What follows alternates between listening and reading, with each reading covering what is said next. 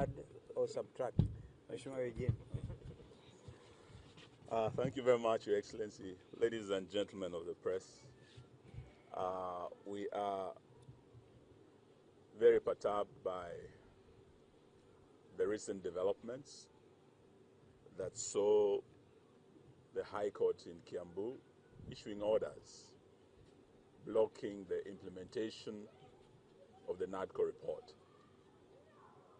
As you're all aware, I was in the dissenting side on the signing of that report, and I didn't sign it because our two key issues that we presented, mainly the issue of the cost of living, was not addressed.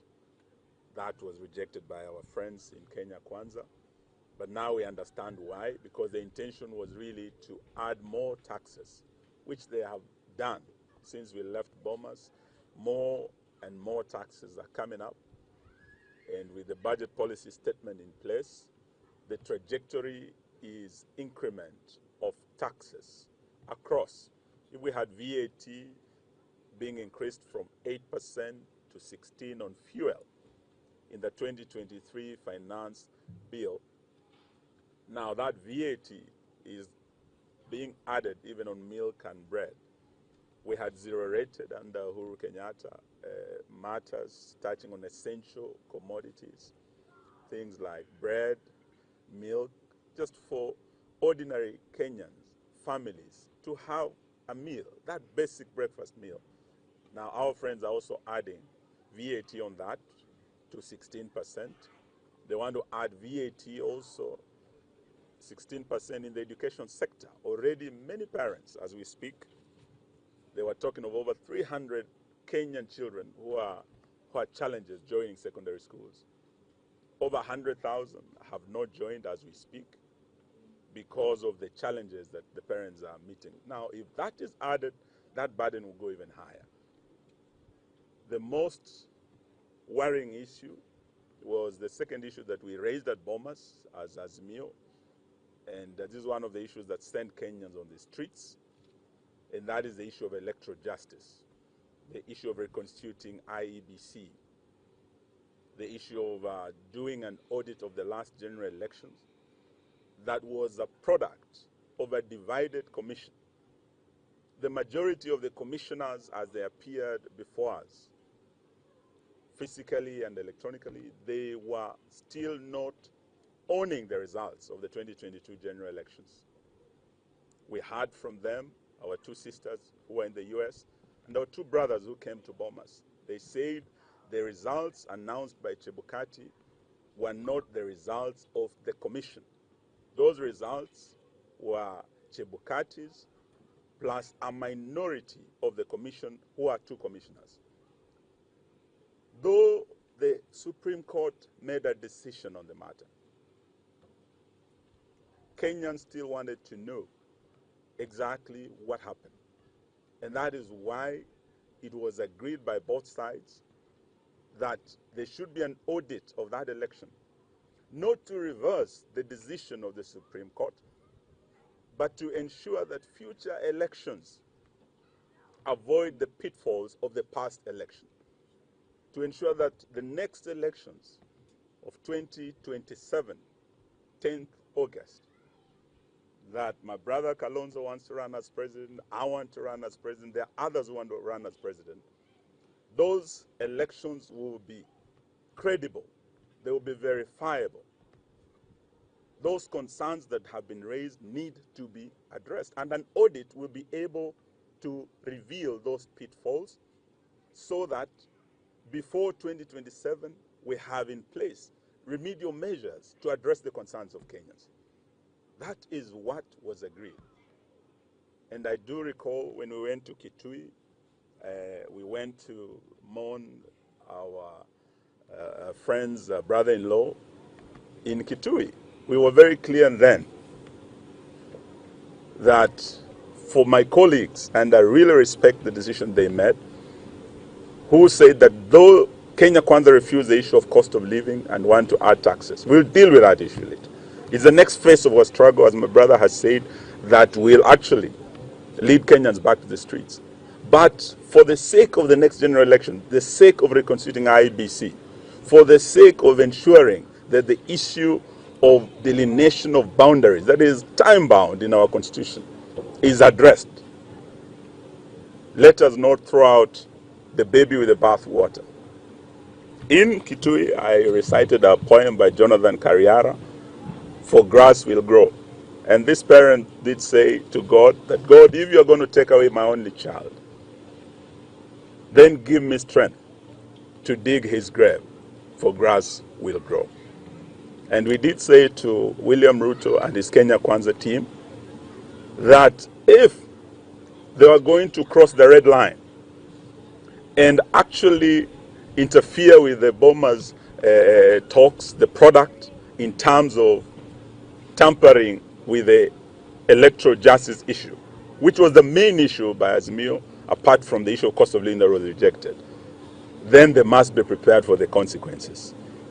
And we said, let the good Lord give us strength, for grass will grow. Now, what has happened, we want to state here from the coast that Dr. Stephen Kalonzo Musyoka and I have been in government.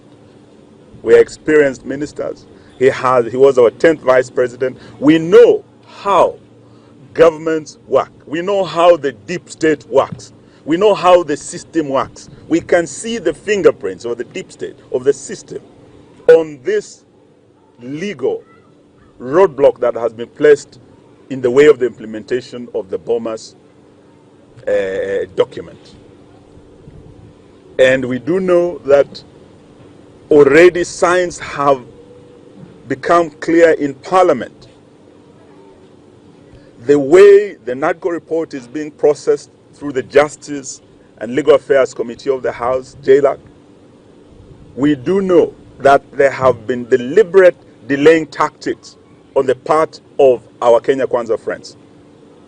We have some of our colleagues, like the senior counsel, Tienda Molo, who have been expressed their frustrations through what is happening in that committee. They have called meetings, their colleagues have skipped meetings so that they don't process that report.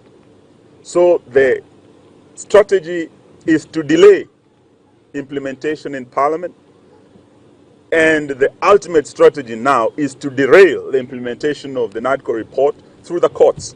And we believe this is state-instigated litigation, state-sponsored litigation to derail this process.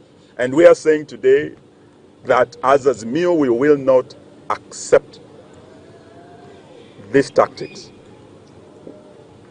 I always believe that when our colleagues came to Bomas, they did not come with clean hands to the dialogue table. They came with dangerous cards hidden under the table. And I believe they have started playing those dangerous cards in Parliament through delay and in courts through derailment that is now happening. They did not have goodwill at the beginning of this process. In fact, they did not have goodwill during this process. And I must congratulate our team leader, Kalonzo Musyoka. He's a very patient man. He's a diplomat. And to South Sudan and across the world, he is a renowned diplomat. He was very patient for the sake of this country. But if those efforts are going to be thrown out through this nefarious scheme by the Kenya Kwanza government, then they better be prepared for the consequences. This is the clear message we want to give to Kenya Kwanza from this beautiful end of the world, just besides the Indian Ocean. The other issue we want to say is that the issue of corruption, endemic corruption and tribalism in this government is something that cannot go unchallenged.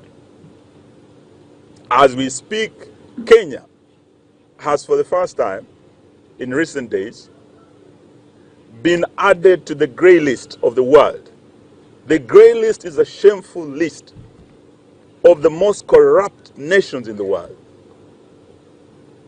Those are the heavens of money laundering, the wash people.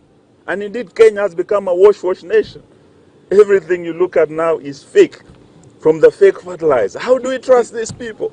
Someone who can pack donkey poop and put stones and add sand and call it fertilizer? Can you trust such a person? Can we trust these people who are calling themselves Kenya Kwanza? For us, we believe the rate at which we are going, this is Kenya Kwisha. Our country is going to the dogs. And we must call out Bwana Ruto, who has become like a Libaba and his gang of 40 thieves, because they are stealing day and night from Kenyans. Now they've gone to the farmers. Kenya is an agrarian economy. We have over 80% earning a livelihood from agriculture. You promised them that when you enter State House, you will ensure there's guaranteed minimum returns to the farmers. Now that is not guaranteed anymore when you are giving them stones. Na mavi ya punda, na mchanga, na unaita hii ni mbolea. How are we going to grow food and remove Kenya from the list of food insecure nations of the world when we are allowing our watchword friends in this government to give fake fertilizer and fake seeds to farmers? We will not achieve. So these are some of the issues we want to say as we speak. From the reports given, it is shown that the Kenya Kwanza government has entrenched corruption, and the most corrupt ministries are known. Kenya Kwanza government has entrenched tribalism. With that system of shareholding, we cannot have one or two shareholders wanajivunia kuwa wa Kenya and the rest wanavumilia kuwa wa Kenya. We cannot have this. From the public employment, right from cabinet to the PSs to the CSs, you can see the trend of shareholding where others are excluded and they are second-class citizens when they are main shareholders who are first-class citizens. Is this the Kenya we want? This is what we are saying, that even as Baba goes to Addis, and we wish him well, this Easter we want to call on our Christians as we celebrate Easter and the rising of Christ to pray for the champion of our democracy, Raila Amolo Odinga, the champion of devolution. Would like him to go and champion the unity of the African continent. The dream of Kwame Nkrumah of having the United States of Africa. We know Raila Odinga has what it takes. Let us pray for him so that he can go and achieve this, not just for himself, not just for our team Azimio, but for Kenya and for East Africa. We wish him well, but we want to assure Kenyans that we will continue. Our team is intact. Stephen Kalonzo Musyoka, who was our team leader at Bomas, is here. Our colleagues across the country who are part of Azimio are with us. We will continue fighting until we ensure that we do away with this endemic corruption and tribalism in this government. I think we want to thank you for listening to us. Na vile vile, we take this opportunity to also ask our Muslim brothers and sisters kwa mwezi huu mtukufu wa Ramadhan, pia waombee mzee wetu, waombee amani hapa kule Gaza na duniani kote. We wish you a happy Easter na Ramadan Karim. Asante sana. Even any question? Pengine kabla ya hiyo swali nitaje tu kwamba sauti ya mama. Nataka mama mmoja ongea. In fact nilikuwa nikisema hata huyu mama huyu anaweza kuongea